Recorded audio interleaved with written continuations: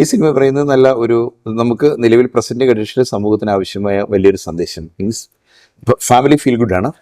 അപ്പോൾ ആക്ച്വലി നമ്മുടെ കുട്ടികളെ ശ്രദ്ധിക്കാൻ മറന്നു പോകുന്ന പേരൻസിന്റെ ഒരു കാലഘട്ടമാണ് ഇപ്പോൾ. പിള്ളേരായിരുന്നു ശരിക്കും ഹീറോസ്. കാരണം എന്ന് വെച്ചാൽ അവരെ കൊണ്ട് വലിയ ബുദ്ധിമുട്ടുണ്ടായിരുന്നതാണ് സത്യം.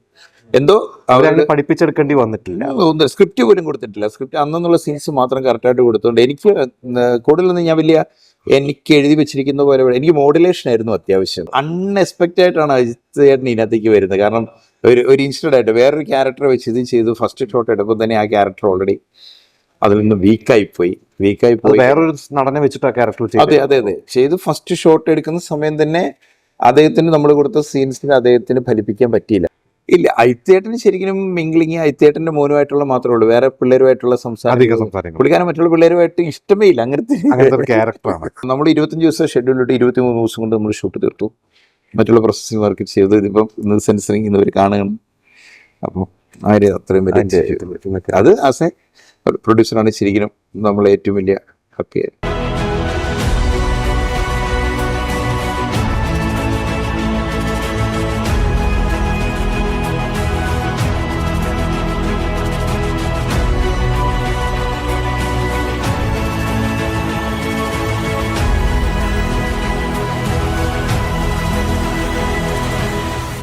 തിരക്കിനിടയിൽ അല്പം നേരം എന്ന സിനിമയുടെ സംവിധായകൻ ജയനാണ് നമ്മുടെ കൂടെ ഉള്ളത്.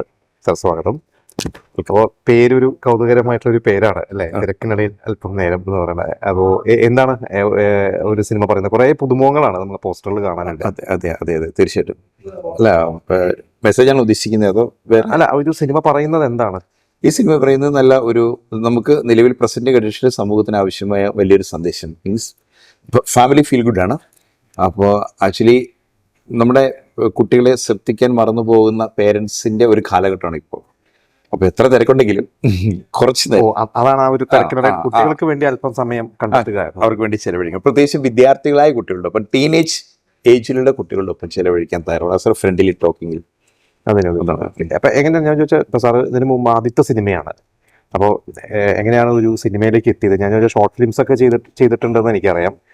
ഈ ഒരു സിനിമയിലേക്ക്, നമ്മുടെ ആദ്യ സിനിമയായിട്ട് ഇങ്ങനെ ഒരു സബ്ജക്റ്റിലേക്ക് എത്താനുണ്ടായ ഒരു കാരണം? ഞാൻ സ്ക്രിപ്റ്റ് എഴുതി അല്ലെങ്കിൽ സ്ക്രിപ്റ്റ് പൂർത്തീകരിച്ചിട്ടൊക്കെ കുറച്ചായതായിരുന്നു സംഭവം. ഇതിന്റെ ഒരു ഡെമോ ഞങ്ങൾ ഷൂട്ട് ചെയ്തതാണ്. ഞാൻ ആക്ച്വലി മോട്ടിവേഷൻ അത് നമുക്കറിയാം. ഇപ്പോൾ ഡെമോ ഷൂട്ട് ചെയ്ത് കഴിഞ്ഞപ്പോഴത്തേനും ഓൾറെഡി അതിന്റെ ഒരു പ്രൊഡ്യൂസർ നമുക്ക് സിനിമയാക്കാന്ന് പറഞ്ഞു. പിന്നെ കണ്ടിട്ടില്ല അദ്ദേഹത്തിന്.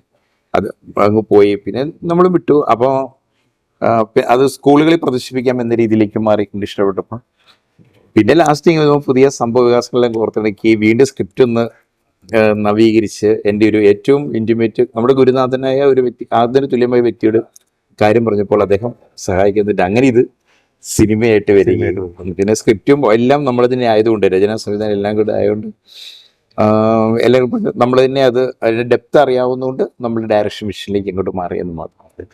ഇതിന്റെ ഒരു കാസ്റ്റിംഗ് എങ്ങനെയാണ്? ഈ പുതിയ കുട്ടികളൊക്കെ എങ്ങനെയാണ് കണ്ടത്? ഏറ്റവും ഭയങ്കര ടഫ് ആയിട്ടുള്ള ഒരു പ്രോസസ്സാണ് അത്. അതിലെനിക്ക് 2 കുട്ടികളെ എനിക്ക് അറിയാം. ഒന്ന് ഓഡിഷൻ വഴി വന്നത് ശിവാനിയും ആ പെൺകുട്ടിയും, പിന്നെ അനിരുദ്ധ് എന്ന് പറയുന്ന കുട്ടിയാണ് മറ്റേ ആയിത്തിയാട്ടിന്റെ. മറ്റേ 2 പേരെ എനിക്ക് അഡ്വാൻസ്ഡ് ആയിട്ട് അറിയാമായിരുന്നു. ഒന്നൊരു ഫാമിലി ഫ്രണ്ടാണ്. അപ്പം മറ്റേ നമ്മുടെ ഡെമോ ഷൂട്ട് ചെയ്യുമ്പോൾ അഭിനയിച്ച വ്യക്തിയാണ്. പിന്നെ ബാക്കിയുള്ളവരൊക്കെ പേരൻസ് എല്ലാവരും തന്നെ എന്താണ് പറയാ, ഓരോരുത്തർ ഇൻട്രൊഡ്യൂസ് ചെയ്തു ഓഡിഷൻ വഴി ഓഡിഷൻ വഴി. പക്ഷെ ഇവരെ എങ്ങനെയായിരുന്നു ട്രെയിൻ ചെയ്യിപ്പിക്കുക? കാരണം പുതിയ ആദ്യമായിട്ട് അഭിനയിക്കുന്ന കുട്ടികളായിരിക്കും. പിള്ളേരായിരുന്നു ശരിക്കും ഹീറോസ്. കാരണം എന്ന് വെച്ചാൽ അവരെ കൊണ്ട് വലിയ ബുദ്ധിമുട്ടുണ്ടായിരുന്നതാണ് സത്യം. എന്തോ അവരെ പഠിപ്പിച്ചെടുക്കേണ്ടി വന്നിട്ടില്ല, സ്ക്രിപ്റ്റ് പോലും കൊടുത്തിട്ടില്ല. സ്ക്രിപ്റ്റ് അന്നുള്ള സീൻസ് മാത്രം കറക്റ്റായിട്ട് കൊടുത്തുകൊണ്ട് എനിക്ക് കൂടുതലൊന്നും ഞാൻ എനിക്ക് എഴുതി വെച്ചിരിക്കുന്ന പോലെ എനിക്ക് മോഡുലേഷൻ ആയിരുന്നു അത്യാവശ്യം. ഒരു 3-4 മോഡുലേഷൻ നിങ്ങൾ സ്വയം ഒന്ന് പ്രാക്ടീസ് ചെയ്യാൻ പറഞ്ഞു. പ്രാക്ടീസ് ചെയ്തിട്ട് നമുക്ക് നോക്കി ഇത് കണ്ടീഷനിലേക്ക് പോയാൽ മതി എന്ന് പറഞ്ഞു. അതുകൊണ്ട് അവരുടെ ഇതിലൊക്കെ ഹാപ്പിയാണ്, അവർ ഹാപ്പി ആയിരുന്നു. പിന്നെ ബാക്കി കാസ്റ്റ് എനിക്ക് അജിത് കൂത്താട്ടോളം അദ്ദേഹം മാത്രമാണ് ഒരു നോൺ ഫേസ്. അൺഎക്സ്പെക്റ്റഡ് ആയിട്ടാണ് അജിത് ചേട്ടൻ ഇതിനകത്തേക്ക് വരുന്നത്. കാരണം ഒരു ഇൻസിഡന്റ് ആയിട്ട് വേറൊരു ക്യാരക്ടറെ വെച്ച് ഇത് ചെയ്തു. ഫസ്റ്റ് ഷോട്ട് എടുക്കുമ്പോൾ തന്നെ ആ ക്യാരക്ടർ ഓൾറെഡി അതിൽ നിന്ന് വീക്കായി പോയി. വേറൊരു നടനെ വെച്ചിട്ട് ആ ക്യാരക്ടർ അതെ ചെയ്തു. ഫസ്റ്റ് ഷോട്ട് എടുക്കുന്ന സമയം തന്നെ അദ്ദേഹത്തിന് നമ്മൾ കൊടുത്ത സീൻസിൽ അദ്ദേഹത്തിന് ഫലിപ്പിക്കാൻ പറ്റിയില്ല. പക്ഷെ നമ്മൾ എല്ലാം പുതുമുഖമായിരുന്നു. ചെറിയ ചെറിയ വേഷങ്ങൾ ചെയ്തിട്ടുണ്ടോ അപ്പോൾ വളരെ സ്നേഹത്തോടെ പറഞ്ഞു ഇതിന് നമുക്ക് വേറൊരു ക്യാരക്ടർ ചെയ്യാം. ഇത് ശരി, കാരണം എല്ലാവരും അഭിനയ മോഹമായിട്ട് തന്നെ വരുന്നതാണല്ലോ. നമ്മുടെ അവരുടെ മൈൻഡ് ഡെപ്ത് ആക്കാൻ പാടില്ല. ഓക്കെ പറഞ്ഞു. അപ്പോഴാണ് ക്യാമറമാൻ ടോൺസ് ആണ് ഐത്തേട്ടൻ്റെ പേര് നിർദ്ദേശിച്ചത്. വന്ന ഈ സീൻ തന്നെ കൊടുത്തപ്പോൾ അപ്പോൾ ഒരു കോമഡി ആക്ടർ എന്ന നിലയിൽ നിന്നും തീരെ ഡിഫറെൻ്റ് ആയിട്ട് കോമഡി പുള്ളിക്കാരൻ ഇതിനകത്ത് ചെയ്യുന്നില്ല. Okay okay. എന്താണ് അദ്ദേഹത്തിന്റെ ക്യാരക്ടർ, എന്താണ് അതില്? നമ്മുടെ സമൂഹത്തിലെ ഒരു പേരൻറ്, ഒരു പേരൻറ്, ആ പേരന്റ് ആദ്യം കയറുന്ന പേരൻറ്. Okay okay. ഒരു മാർക്ക് കുറഞ്ഞു പോയാൽ അല്ലെങ്കിൽ അന്നേരം തന്നെ മറ്റുള്ള കുട്ടികളുമായിട്ടുള്ള കമ്പാരിസമാണ് ഈ ഫാദറിന്റെ ഏറ്റവും വലിയ. അപ്പൊ അജിത്തേട്ടൻ എന്ന് പറയുമ്പോൾ നമ്മുടെ മനസ്സിൽ ദൃശ്യം ഒക്കെയാണ് നിൽക്കുന്നത്. ഇപ്പൊ ഈ പറഞ്ഞ പോലെ ദൃശ്യം 3യുടെ ഒരു ഇതിൽ നിൽക്കുന്നതാണ് അദ്ദേഹത്തിന്റെ പേരും. ദൃശ്യം 2ലൂടെയാണ് കൂടുതൽ ആളുകൾ കണ്ടിരിക്കുന്നത്. അപ്പൊ അതെനിക്ക് തോന്നുന്ന ഒരു സിനിമയ്ക്കും ഒരു ഗുണം തന്നെയാണ്. തീർച്ചയായിട്ടും. അപ്പൊ എങ്ങനെയായിരുന്നു ഞാൻ ചോദിച്ചാൽ, അദ്ദേഹം മാത്രമാണ് എസ്റ്റാബ്ലിഷ്ഡ് ആയിട്ടുള്ള ഒരു ആക്ടർ, ബാക്കി എല്ലാം പുതിയ ആളുകളാണ്. അപ്പൊ ഇവര് തമ്മിൽ എങ്ങനെയായിരുന്നു ഒന്ന് സിങ്ക് ആവാൻ സമയമെടുത്തത്, പ്രത്യേകിച്ച് പുതിയ കുട്ടികൾക്ക്? ഇല്ല, ഐത്തേട്ടന് ശരിക്കും മിംഗ്ലിങ് ഐത്തേട്ടന്റെ മോനുമായിട്ടുള്ള മാത്രമേ ഉള്ളൂ. വേറെ പിള്ളേരുമായിട്ടുള്ള സംസാരം പുള്ളിക്കാരൻ മറ്റുള്ള പിള്ളേരുമായിട്ട് ഇഷ്ടമേ ഇല്ല, അങ്ങനത്തെ ഒരു ക്യാരക്ടറാണ്. അപ്പോൾ ഐത്തേട്ടന്റെ മോനുമായിട്ടുള്ള മാത്രം മിംഗ്ലിംഗ് ആണ്. മറ്റേ പിള്ളേരുമായിട്ടൊക്കെ എന്നാ വിശേഷം എന്ന് വെച്ചാൽ ഇപ്പോൾ ഷൂട്ടിങ്ങിന്റെ ഇടവേളകളിൽ അവരുമായിട്ടൊക്കെ നല്ല ഹെൽത്തി റിലേഷൻഷിപ്പ് കീപ്പ് ചെയ്തൊരു വ്യക്തിയാണ്. പിന്നെ എന്ന് വെച്ചാൽ ഒരു ചാർട്ടിങ് നമ്മൾ അങ്ങനെയായിരുന്നു. കാരണം ഇപ്പൊ ഐത്തേട്ടന്റെ വീട് കാണിക്കുമ്പോൾ പിന്നെ അവർ മാത്രമേ ഉള്ളൂ, മറ്റുള്ളവരൊക്കെ അങ്ങനെ ചാർട്ട് ചെയ്ത് ഓരോ വീടും തീർത്ത് പോകുന്ന കാരണം അത്രയ്ക്കൊരു അടുപ്പം ആക്ടേഴ്സിനും അങ്ങോട്ടും ഇങ്ങോട്ടും ആയിട്ടൊന്നും വന്നിട്ടില്ലെന്ന് വേണമെങ്കിൽ പറയാം. ബാക്കി ക്രൂ ഒക്കെ ഞാൻ പറയുന്നത് മ്യൂസിക്കും എഡിറ്റിംഗ്, ക്യാമറ, ക്യാമറ ഓളെ ടോൺസ് തന്നെയാണ് എഡിറ്റിംഗ് ചെയ്തിരിക്കുന്നത്. മ്യൂസിക് ചെയ്തിരിക്കുന്നത്, പാട്ട് എഴുതിയിരിക്കുന്നത് 2 പാട്ടുണ്ട്. ഡോക്ടർ രമേശ് ഡോക്ടർ പ്രേംകുമാറാണ്. മ്യൂസിക് ചെയ്തിരിക്കുന്ന മനുരാജ് സംഭവം ചെയ്തിരിക്കുന്നത്. അവരൊക്കെ എക്സ്പീരിയൻസിൽ തന്നെയാണ്.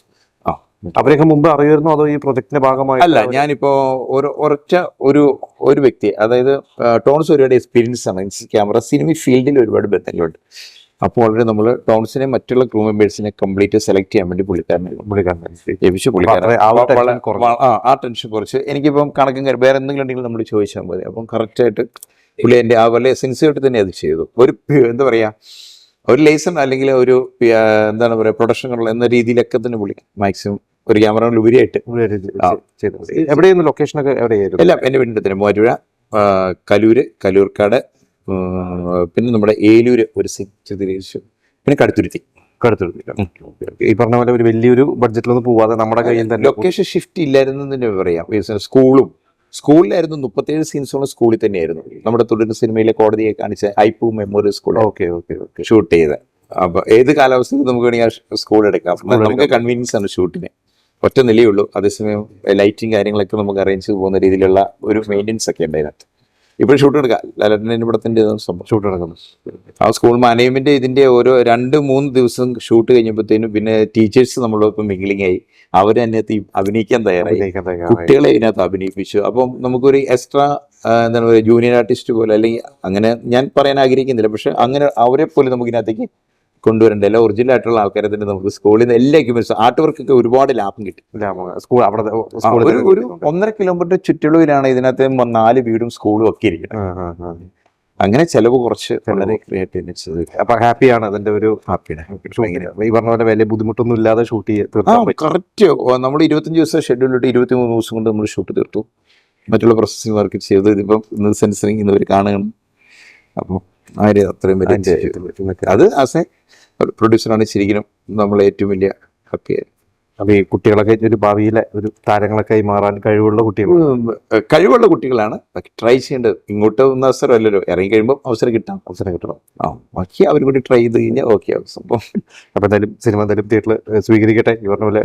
May 22-നാണ് സിനിമ തിയേറ്ററിലേക്ക് വരുന്നത്. അപ്പോൾ മാക്സിമം എല്ലാവരും സപ്പോർട്ട് ചെയ്യണം. All the best. Thank you very much.